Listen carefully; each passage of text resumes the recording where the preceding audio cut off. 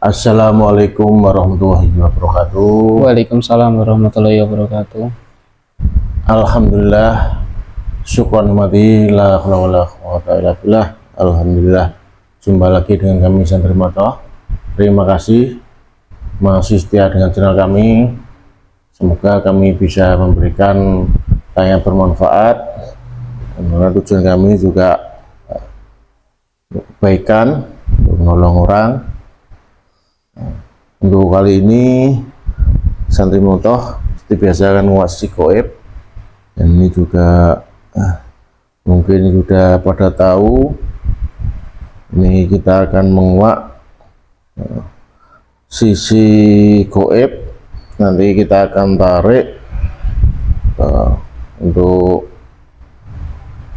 kodam, jadi kodam dari leluhur Bapak Prabowo ya, karena mungkin semuanya sudah tahu untuk silsilah keluarganya Pak Prabowo ini termasuk keturunan Ningrat, mulai dari Sultan Agung Mataram hingga di Kesultanan Yogyakarta. Jadi ini beliau punya makanya pantas menjadi seorang pemimpin karena sudah mewarisi terah kepemimpinan dari leluhurnya. Dan ini akan kita tarik salah satu kodam pendamping dari beliau yang merupakan warisan dari leluhurnya beliau sendiri. Ini akan kita ajak ngobrol, ngobrol santai. Semoga bermanfaat obrolan kita nanti. Seperti biasa akan kita lakukan mediumisasi dan akan kita netralkan dulu untuk mediatornya. Bismillahirrahmanirrahim.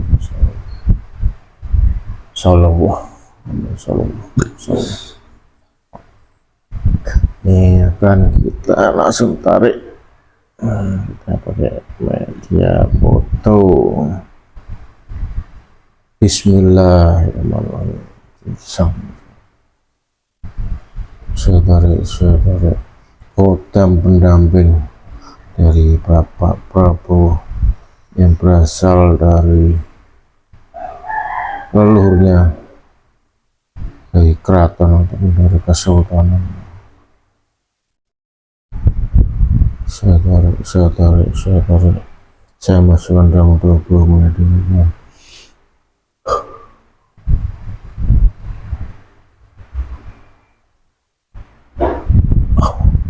Masuk saya.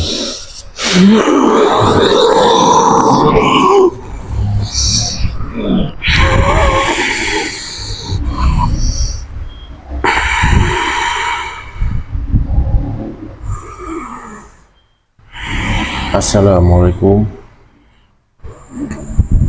Waalaikumsalam. Sebelumnya maaf, ini saya tarik paksa atau mendadak ya dalam jasad mediator. Ini tujuan saya. Iya, saya dibawa kemana? Ini ada ini juga jasad siapa? Saya di rumah di sini. Ada di Jawa Timur, di rumah Santri Matoh.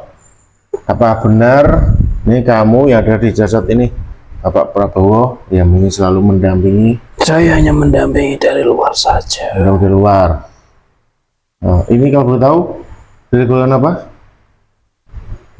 Saya dari golongan jin. Golongan jin. Bukan dari siluman? Ada sendiri. Itu di belakang beliau. Oh, di belakang lagi juga ada. Ya. Tapi yang belakang persis dari golongan yang dari leluhurnya? Ya, yang ada di belakang itu. Tapi kamu juga dari leluhurnya? Iya. Satu.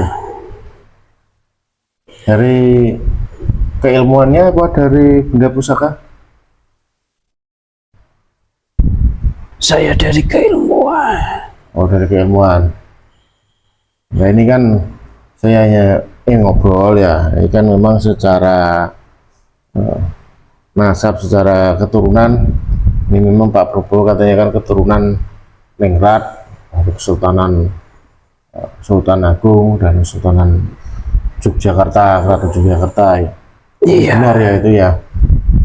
Kalau itu benar, beliau ada keturunan sampai ke atas. Makanya punya Bangsawan. punya jiwa kepemimpinan ya.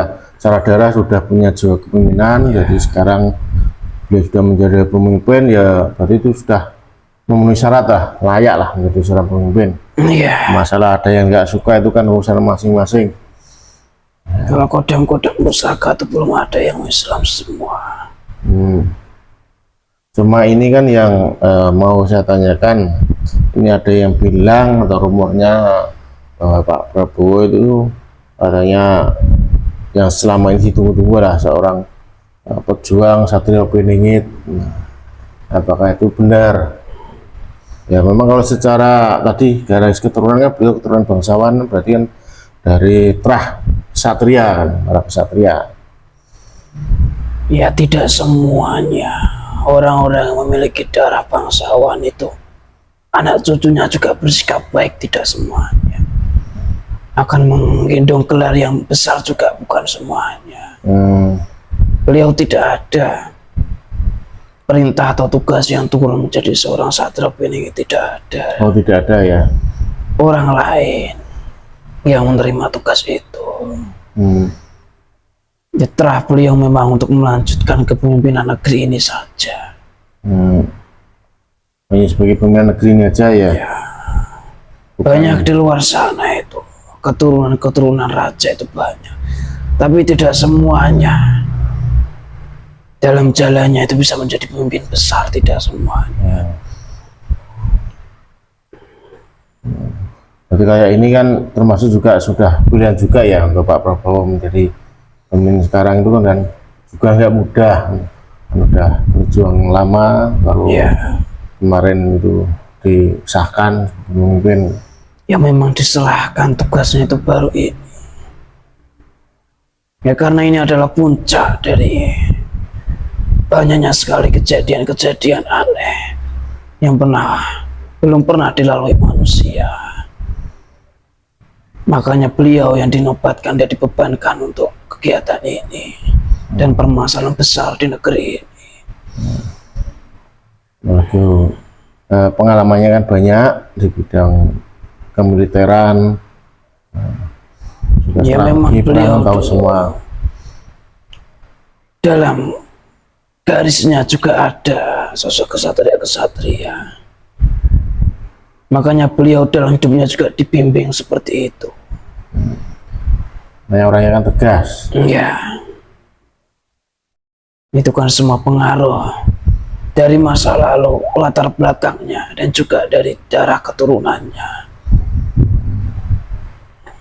Itu sudah bawaan ya, sudah gemblengan istilah dari darah pun dari luhurnya juga sudah seperti itu sudah ya. Ada ya. Rata-rata manusia itu membawa hal itu semuanya. Tapi bisa jadi hilang karena pengaruh dari luar dan lingkungannya. Sebenarnya sudah dipersiapkan menjadi pemimpin ya, karena sudah terahnya misalkan dari raja harusnya menjadi pemimpin ya, tapi karena seiring waktu, mungkin karena pengaruh luar atau mungkin ikut organisasi yang tidak baik, akhirnya kan tidak bisa melanjutkan kepemimpinan. Setelah sebagai pemimpin tidak bisa ya. Ya nanti bisa garis putus, bahkan dari atas pun, dari keturunan-keturunannya di atas pun tidak mau mengakui dia dan tidak mau membantu dia. Nah, khususnya pas ada balak-balak gini ya. Hanya kan luhurnya kan tidak mau mengakui gitu.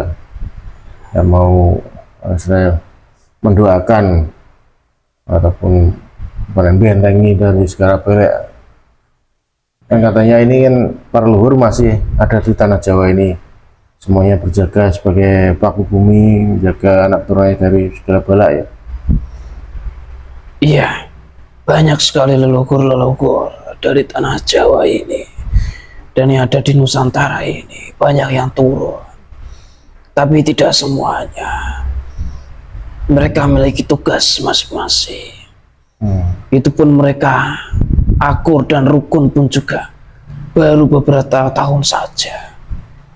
Sebelumnya semua leluhur tidak ada yang rukun, Oh, semuanya bertengkar. nah kok bisa rukun tuh? Berarti ada yang mempersatukan. Ada, Kalau dalam dulu kan ada yang mempersatukan, tuh pada Gajah Mada ya. Kalau sekarang di zaman sekarang berarti ada. sudah ada yang mempersatukan. Dan sekarang juga semua leluhur dalam satu bimbingan juga. Makanya sekarang rukun dan mau dikasih tugas untuk menjaga lagi tanah Jawa ini dan Nusantara ini. Sebelumnya banyak bertengkar di atas sana, Di itu apa? Di alam ya di kayangan itu. Kayangan. Tidak karu-karuan di sana. Berarti itu sebenarnya para leluhur setelah apa, gugur itu langsung ke alam kayangan ya. Ya, banyak Di sana sekali. juga perang lagi gitu sebelumnya. Dendam yang ada di bumi masih dibawa sampai ke alam Kayangan. Mereka banyak yang bertengkar, memperebutkan hal-hal yang tidak jelas. Tidak karu-karuan di alam Kayangan dulunya.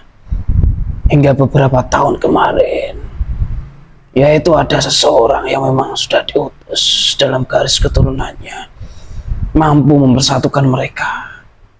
Bahkan sekarang semuanya sudah masuk dalam agama ini. Dan muslim semuanya ya. Iya. Kan dulu kan belum muslim. Belum. Keilmuannya juga banyak yang salah gunakan. Di alam Kayangan tidak karu-karuan, api, air semuanya menyembur semuanya. Berantakan semuanya. Sekarang sudah mendapatkan tugas masing-masing. Apalagi sekarang mempersiapkan untuk kehadiran beliau yang akan meneruskan dan menggantikan kepemimpinan di dunia ini. Jadi intinya tadi dari pembahasan saya di awal, Pak Prabowo bukan termasuk peningit, bukan ya? Bukan sebagai peningit ya? Hanya sebagai pemimpin negeri ini ya? Ya, beliau pemimpin negeri ini. Ya mungkin siapa tahu sambil nunggu pemimpin akhir zaman datang gitu. Iya. Semuanya lagi mempersiapkan. Tapi tidak semua orang yang menjadi pemimpin itu tahu akan hal itu. Dan saya yakin itu beliau kan tadi tegas, mungkin amanah. Sudah beliau dari bulan bangsawan sudah kecukupan, nggak mungkin tidak amanah. Ini untuk mengabdi rakyat lah, seperti leluhurnya dulu semuanya kan juga seperti itu. Ya, Baik semua, insya Allah untuk Pak Prabowo juga baik untuk memimpin negeri ini, bisa membersihkan yang tidak baik. Urusan nanti bencana kan ya mungkin dari orang yang tidak suka bisa jadi gara-gara kepemimpinan Pak Prabowo, padahal bukan seperti itu kan. Tuh, nanti kan alam yang berbicara lah, mungkin juga alam juga itu diperintah oleh Allah menjadi bencana kan, tidak tahu kan ya. orang-orang seperti itu sudah banyak. Dari zaman dulu presiden pertama, persaingan seperti itu sudah banyak. Apalagi fitnah-fitnah yang ditebarkan karena hanya perasaan tidak suka kepada sosok pemimpin itu sudah dari dulu. Pasti yang disalahkan itu adalah sosok kepemimpinannya. Sekarang pun beliau, yang saya juga mendampinginya, banyak orang-orang yang sudah menebarkan fitnah juga. Apalagi sekarang banyak yang tidak suka karena kekerasan dari beliau. Padahal bukan keras itu, kan disiplin kan itu. Ya, semua orang menganggapnya pasti keras. Gas. Yang dari dulu tidak pernah dipimpin seperti itu pasti menganggapnya itu kerasan kasar. Tapi itu cara beliau untuk mendisiplinkan bawahannya. Ya, taat pada pimpinan juga kan ya. Iya. Dan seenaknya sendiri. Ya, beliau mau menghentikan orang-orang yang suka meremehkan dan merendahkan pemimpin. Akan dibungkam mulutnya. Dan itu adalah hal yang tidak etis dan tidak adab di negeri ini. Karena negeri ini menjunjung tinggi keramah tamahan. Dan hal itu yang dipandang oleh negeri luar. Tapi sudah hilang karena pengaruh budaya-budaya dari barat yang dibawa masuk ke dalam negeri ini. Nah, untuk kewibawaan sendiri kan saya lihat Pak Prabowo juga memiliki karismatik lah, punya kewibawaan. Berarti juga pengaruh dari kudam luhur ya. Ada kudam-kudam dari pusaka-pusaka leluhurnya itu. Belum banyak yang muslim, bahkan tidak ada. Tapi kan tugasnya menjaga kan. Iya, hanya meneruskan menjaga saja. Dan mereka juga banyak yang tunduk kepada beliau. Banyak Karena dari, leluhurnya menyuruh untuk membantu. oh, banyak kan dari keluarga siluman. Kebanyakan memang dari siluman. Pusaka itu. Ya. Dan mereka itu tidak bisa ditarik ulur, ditarik di luar tidak bisa. Ini karena mereka harus terus siaga untuk menjaga beliau. Banyak kiriman-kiriman bangsa goib maupun dari dukun-dukun itu. Yang berusaha nyerang beliau. Tidak terhitung lagi, apalagi yang ditujukan ke istana negara tidak terhitung lagi.